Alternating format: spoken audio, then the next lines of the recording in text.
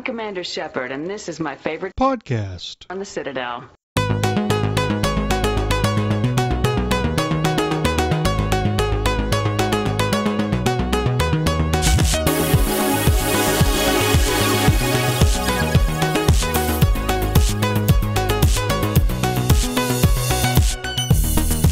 Good evening.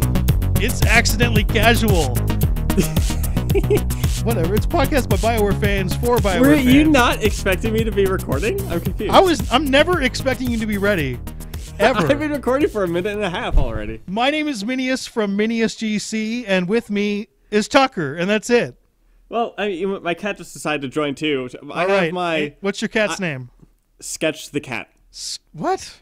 Her name is Sketch the cat. Do you want to take a picture of your cat and have her be the featured animal of the podcast? Dude, my cat's adorable. Everyone thinks their cat's adorable. Yeah, take a picture of your cat and send it to me. And if there's a cat that's going up in visuals, that is Tucker's cat, Sketch. No, Sketch the cat. I don't want to say her full name or whatever. Why? Do you think she's like... I don't like cats that have multiple words in their name. I think that's ridiculous. Thought you were expecting something like Beetlejuice. All right. I like animals too, and that's why there's an animal-themed podcast, and we've gotten absolutely nowhere. I know what you're talking about, dude. We're talking about animals. Animals are adorable. So I want to, at some point, I want to have a fox as a pet. I think that'd be really cool. I think that's not really a thing, man. Oh, no, you could certainly have a fox as a pet. Yeah, it's a wild animal, man. So? People have, like, polar bears and things like that. Yeah, pets, a fox? That doesn't work out, usually. But that'd be so cool, because it's so close to having a cat or a dog, but it's not. It's a fox. That's awesome. Being that you're in Arizona, I bet that's not actually illegal. There's not a lot that's illegal in Arizona. Or a hedgehog. Hedgehog would be cool, too. All right, this podcast has gotten off to a bad start. You were supposed to record a Detroit Become Human podcast a couple days ago. I was. Yeah, what happened to that? So I'm sitting here, ready. Seeker's sitting here, ready. And Ability Drain had some technical problems, but she said that they were going to be ready, but then no one communicated. They were like, okay. Like, I was there. I was actually making cookies when Seeker messaged me. He was like, hey, who's ready for the podcast? And I was like, just starting to bake them. I was like, oh, no. All right, so I was hoping you guys were going to be able to record without me because I'm taking off on vacation. I no longer have any confidence in you. At all. I mean, to be fair, I didn't try. Well, no. Wait, let me make this better for myself. Shit. To be honest, I have almost no expectations for you. I mean, I'm glad when you remember that we're recording, which is about 10% of the time. No. Well, it's just I remember that we're recording. It's just I like to do other things too. Okay. I'm like, whatever. hey, I'm about to record, but we're not recording right now. So instead of just sitting still and waiting, I could start making cookies or things like that. I see that. And usually you're the one we're waiting for. But anyway, we had a great idea for a topic. It's have a game that everybody plays. Oh, right, yeah. And gets together, and it's gone horribly wrong. Horribly wrong. To be fair, as far as our plans have gone, this is actually the first plan that we thought of that we actually implemented. So, what do you mean we implemented? It hasn't happened. No, it's been 2 months. Back when it was Andromeners and everything like that, you, myself, BioFan, we would all talk about all these ideas off camera, stuff like that, and then we would just never do them. Like this one, we actually said it live. So, because we needed listener participation, and unfortunately. People have actually go out and bought the game. I know at least 2 people have. So this needs to happen. So they made a good purchase. I hope so. And there's blame all over the place. First of all, we'll blame me. I refuse to play this game. We're talking about Detroit Become Human. I don't want to play it at all. I won't play it. I won't do it. I won't do it. Why? Like I don't get it. What is it like? Those games are like digital torture for me. I hate those things. Yeah, you're not a fan of QTEs. QTEs, I don't like it at all, and I've tried a couple times. In fact, fun fact, I have not played God of War yet, the new one that's supposed to be really good.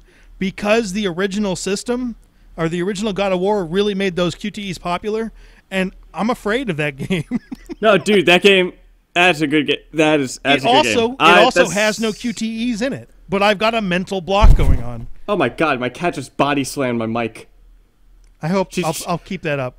She's chasing this little like mosquito or something that's flying around, and I don't want this to become a podcast where you describe what your animals do, because there are a lot of those. Obviously, you can talk about whatever you want, but anyway, yeah. Booyah. QTEs are like digital torture to me. You hit random buttons that have they don't actually mean anything, and I don't want to slam on a button to struggle for 10 hours. I don't want to do that. Well, this or hit a random button that has absolutely nothing to do with... I mean, normally, like, a button is jump or a button is attack, and those buttons are all over the fucking place. They don't mean anything. They don't mean anything, Tucker! Well, this God of War, it doesn't have that. It doesn't have that. I don't believe you.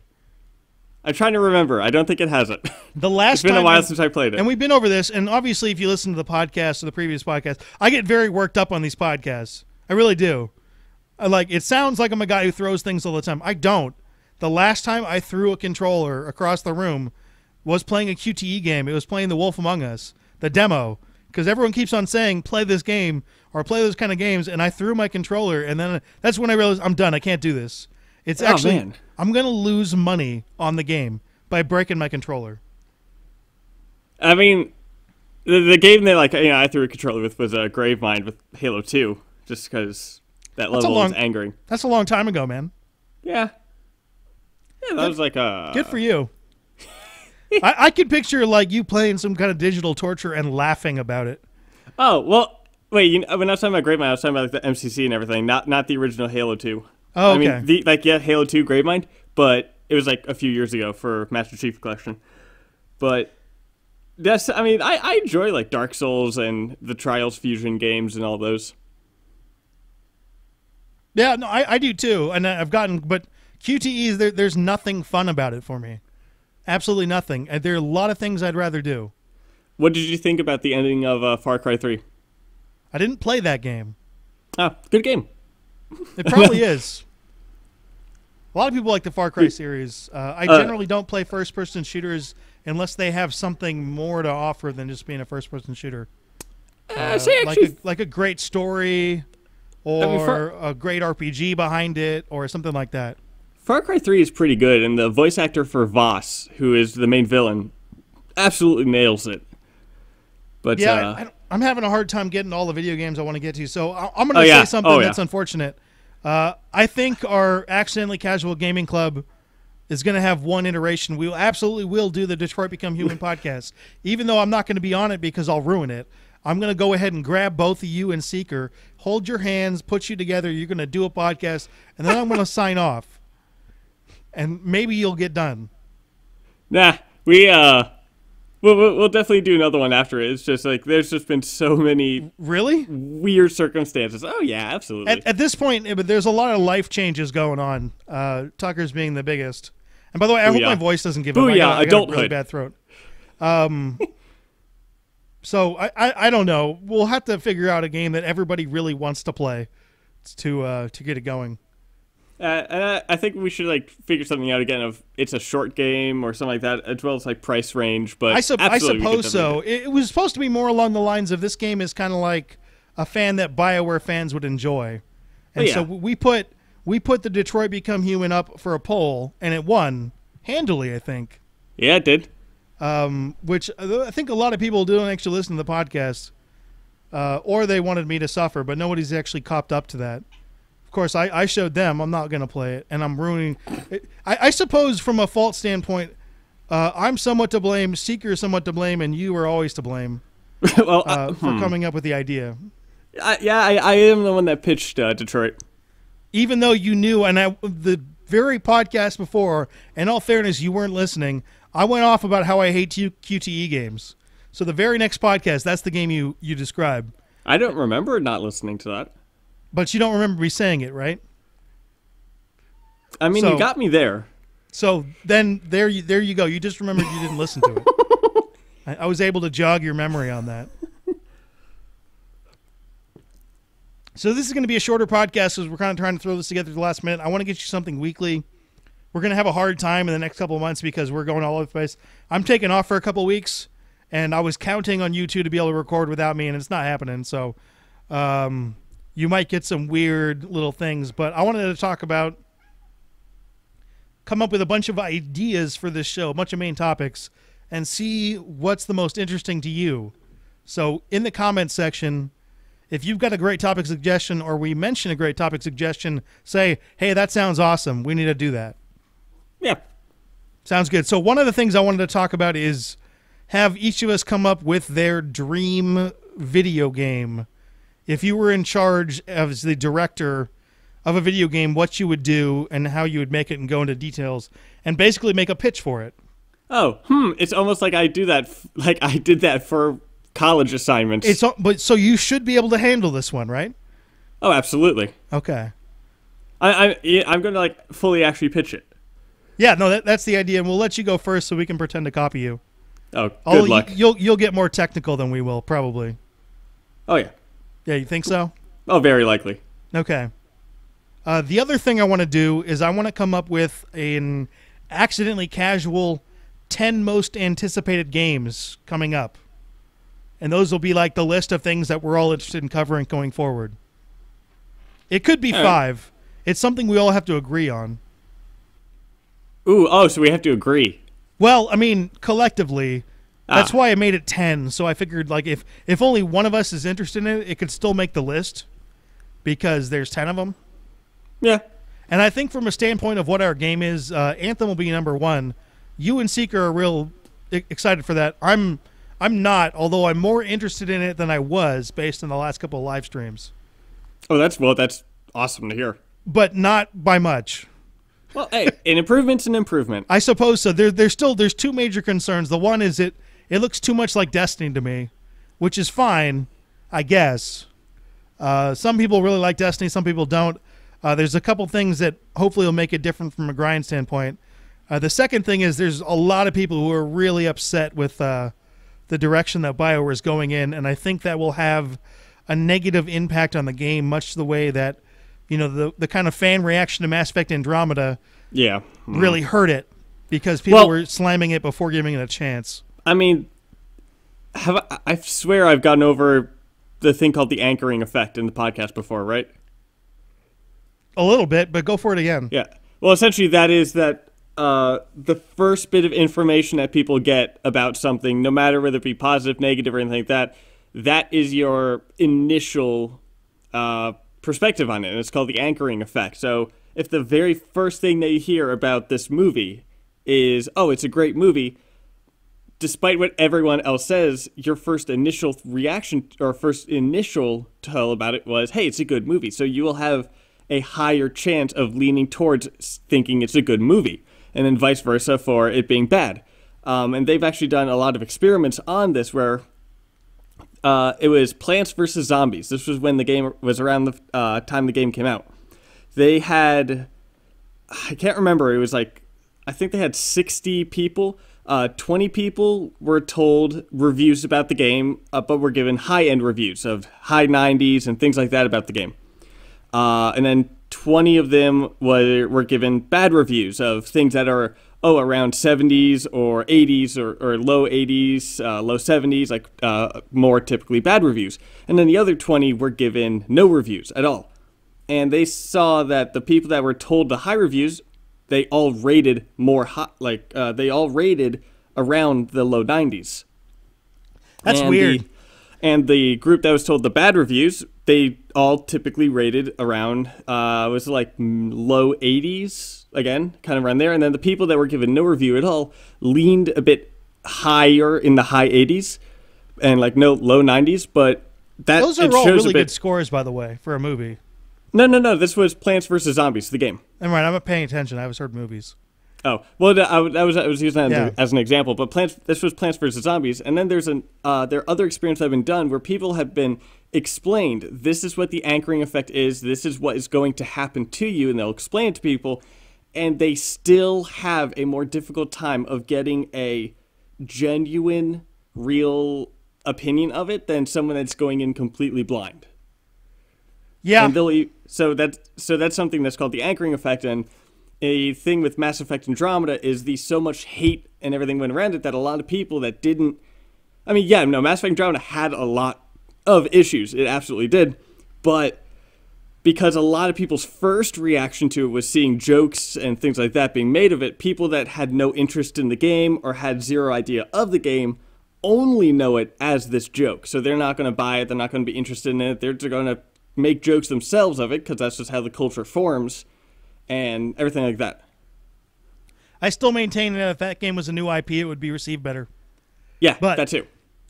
But that would help with the initial. Effect. No one's going to be comparing. Mass Effect had a couple things going wrong with it, starting with that ending, the way that was perceived, which would be another topic because we never actually talked about that on Andromeda Nerds.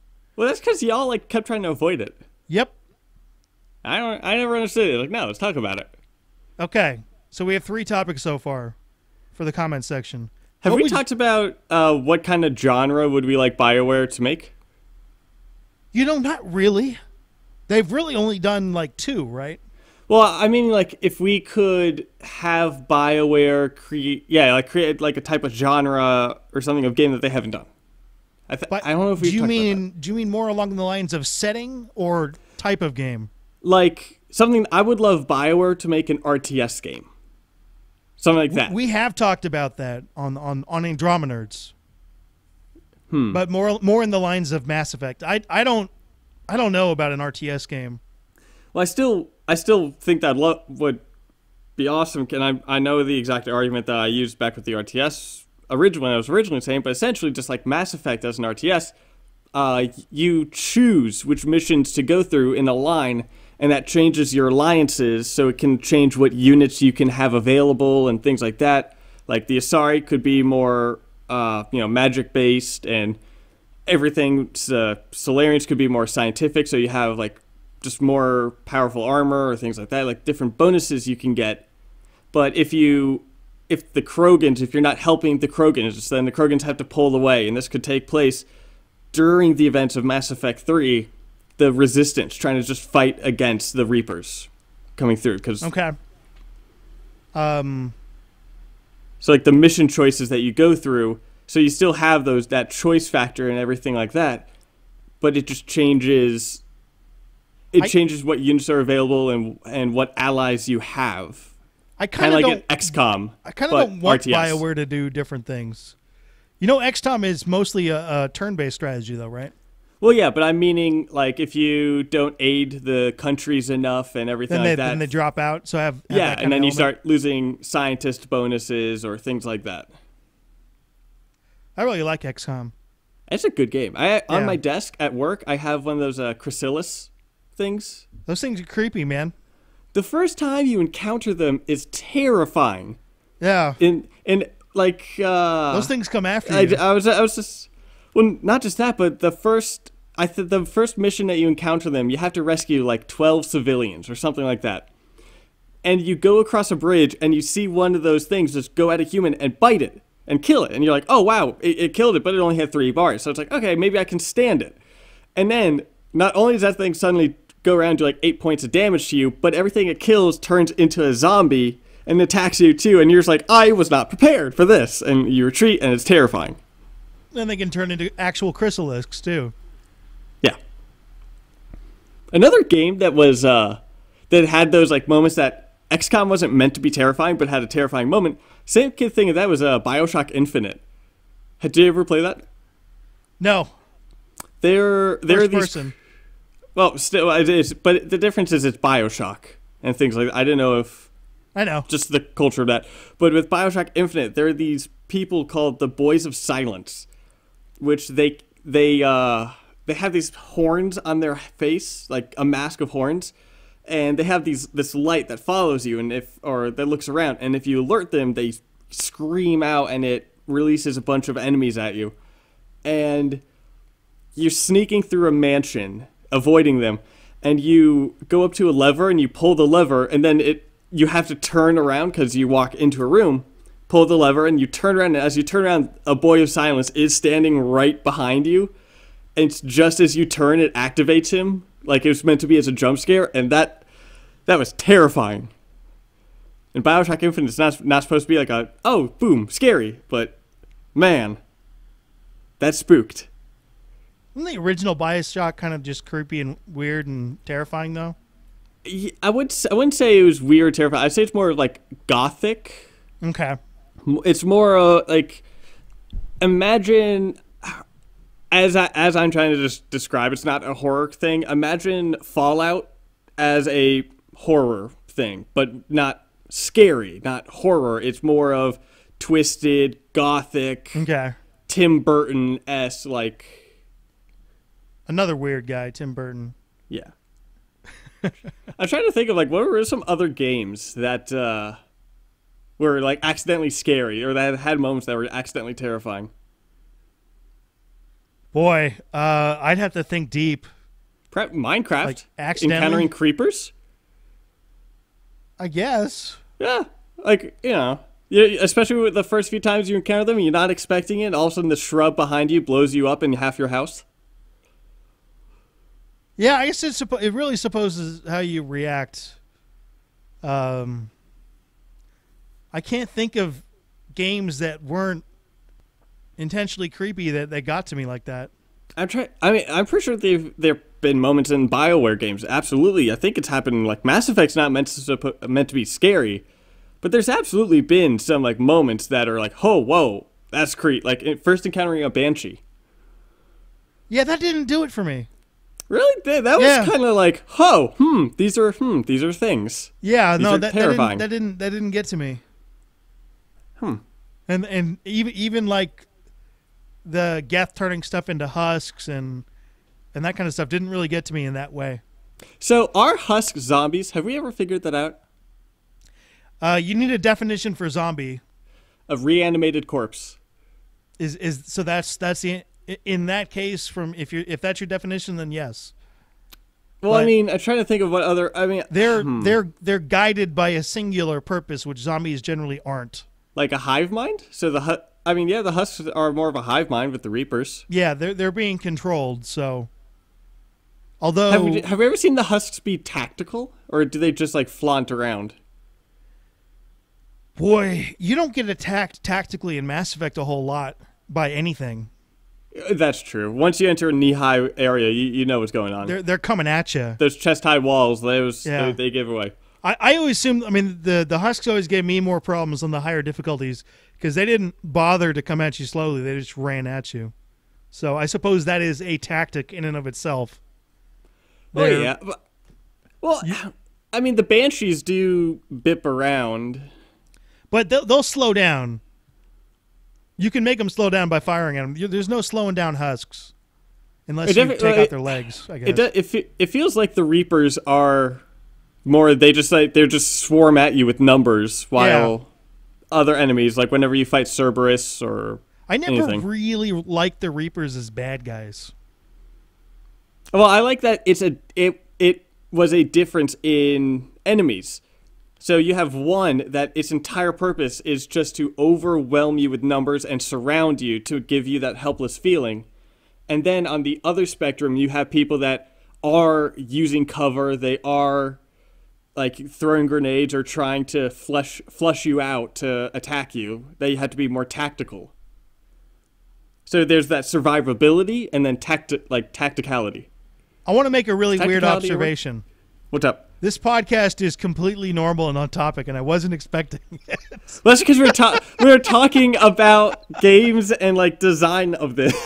It's totally normal. I was expecting this to be a screwball podcast, and I don't know where to go with it now. This was my entire education. This was my bachelor's, my master's, this is my shit. Now we know how to get you on topic. Yeah. Anyway, this is supposed to be a shorter podcast because of what we're doing. I want to get you something every week. There may be a week or two in the coming things that won't quite work that way, but we may make a couple changes to the podcast that'll be beneficial, I think. Oh, yeah, cool. Cool, yeah. I don't know what those changes are, but that's right. I'm on the podcast. I have to be vague because whenever we come up with ideas, like you mentioned, like 10% of them actually happen. Yeah, that's true. So I don't want to say it.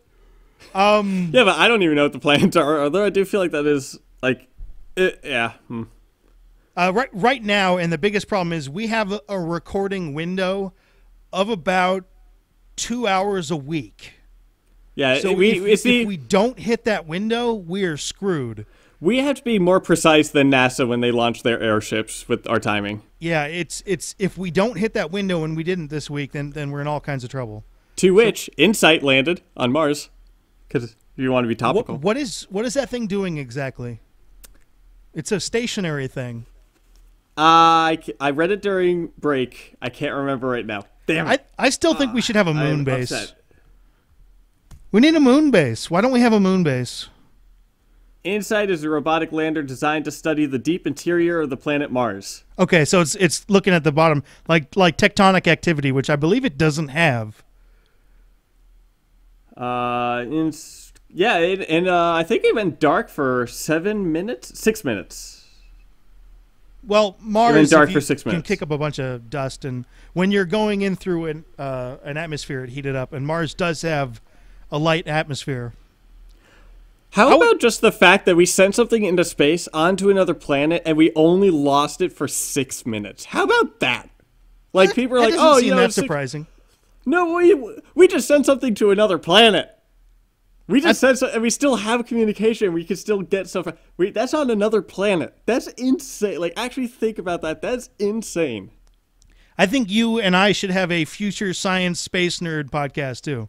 Sure. Like on one of the episodes. This we originally designed this to be all games, and I think it should just be a nerd podcast by BioWare fans for BioWare fans. Does that sound about right? I mean, hasn't that been what we've always been? That is exactly what we've been. We just haven't marketed it like that. Marketing. Yep. I'm a major in marketing. I should be able to do this better. Oh shit! Really? Yeah. How have I not known that about you? Because I don't talk about it. Yeah, that's true. I know nothing about you. I feel like you have like a wife and a kid, and I have just no idea. I could. I don't. Oh. Although I could make that up and have it be fun. I mean, to be like seriously, I feel like you have like a family and everything. And after the podcast, like I imagine like after the podcast, you like get in bed with your wife, you're like, dude, this Tucker isn't it. Goddamn. I still love it. The one time we met and hung out, it was totally calm and normal. And then we start talking, and it's just all over the place. Well, yeah. I mean, there are moments where I have fun, and then moments when I get my shit done. So anyway, we've got some good things. We should also have a Game of the Year thing. I need to play God of War and Detroit? Assassin's Creed Odyssey. Can I vote for Detroit? Was that this year? It was, wasn't it? Yeah, it was in like February. Yeah. You can. It's more along the lines of your favorite game of the year. Is that your favorite game of the year? I mean, I haven't fully finished it, so I can't even rate that. Fucking A, Tucker. You haven't even fully... You were supposed to record it. I apologize to those of you. We will get that done. I think that's going to be the last time we try to do that, and we'll just talk about anticipated games. I'm screwing with you. I've eaten it. Okay. It was your fucking suggestion, too. You fucking weirdo. I know. I just thought that was really funny. I guess so. You know how to get me worked up. Yeah. What if you were going to do a preview at this point? What is your? Well, that came out in May. I thought it came out in like February, but Those are close enough. yeah. If you were going to pick one as your current favorite for Game of the Year, what would it be? I don't know. Like games haven't grabbed me this much recently. Like Red Dead or things like that. Fallout 76. I haven't even started. Fallout 76. All I know is that did not review well. Yeah, that's what I've heard. But I spent a decent amount, even the season pass or whatever the thing was for it. I haven't even started it yet because I'm just so backlogged with games that I haven't. I can't think of any game that came out this year that I'm still playing. Fallout has never really done it for me. I really enjoyed Fallout 3. I never finished it. I like more of the Sky. I like more of the dragons and. I need a varied. archers. If it's a big open world, I need more of a varied environment. So everything is dead and disgusting in Fallout, and that's it. And there's not enough to it. What about the Elder Scrolls series? Elder Scrolls, they have. I mean, there are different environments to it. So What about what's the other one? Starfield? That's the one that's coming out? Is it called Starfield? Starfield. That game is not out yet, so I do not know. Well, no. Well, I mean, the only thing known about it is that it takes place in space. Yeah, that would be, by the way, my number one most anticipated game. Oh yeah, no, that's pretty cool. Number one. There's some other ones on there that are like hypotheticals. Like I assume there's going to be another Spider-Man game in the same vein. So that's on there. They've announced that it's going to be like a universe. Kind of like the Marvel Cinematic Universe. Is that an official announcement? Because I haven't seen that. Yeah. I'm 130% sure that they've said that, but I'm not. I don't know. Could be wrong. 130%. I want to replay that. I'm going to replay that right now. I'm 130% sure that they've said that, but I'm not. I don't know. Could be wrong.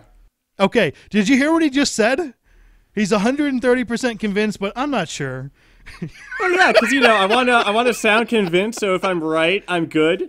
But I want to have that backfall just in case I'm not right. So I can be like, yes, I wasn't sure. Oh my god. Okay, but anyway, the Marvel Cinematic Universe has been so much fun that I think the Marvel Cinematic Universe, and hopefully it'll expand out. So if you're an Xbox person and can only afford an Xbox, I know exactly what that's like. For most of my life, I can only afford one console. Yeah, although something that Xbox is doing is what Microsoft is doing is every Microsoft exclusive is also coming out on PC. Yeah, but if you can only afford one kind of gaming platform, gaming PCs are expensive. Yeah, but which is why consoles are doing well. I do feel though like it is easier nowadays to get a computer that can run games decently. I suppose so.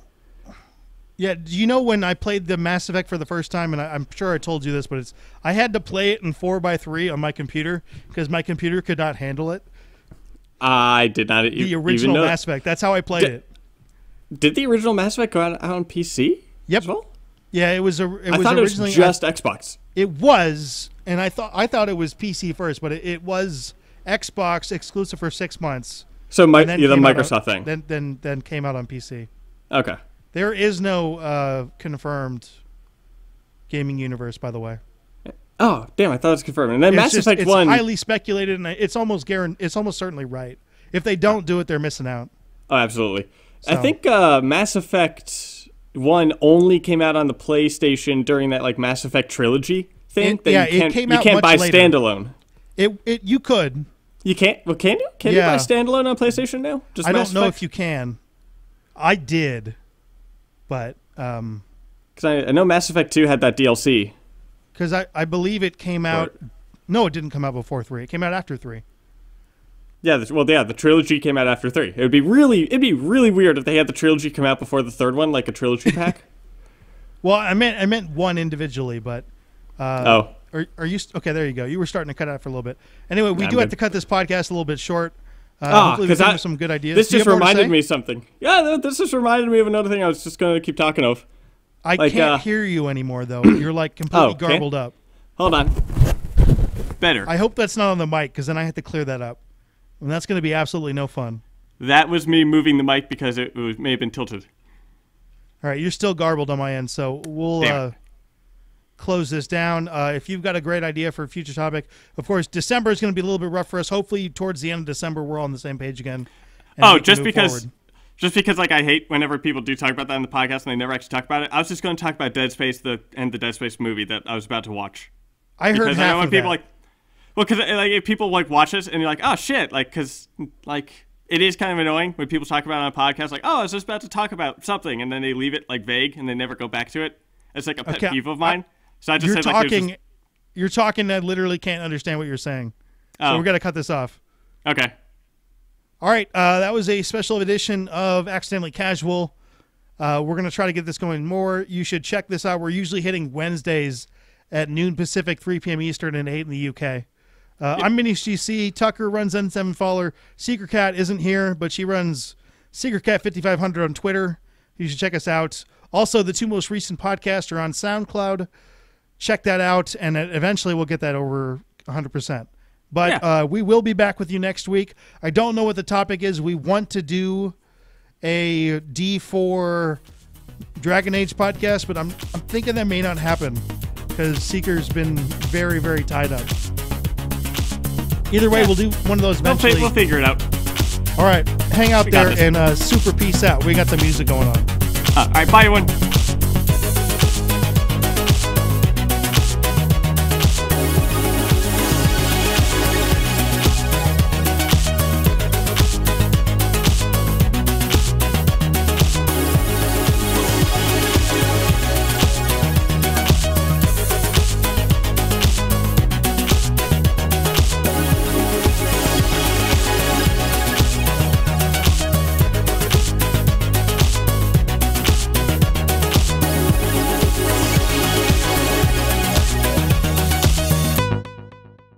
I came down here, and they were like, oh yeah, we don't do daylight saving times. I was very confused.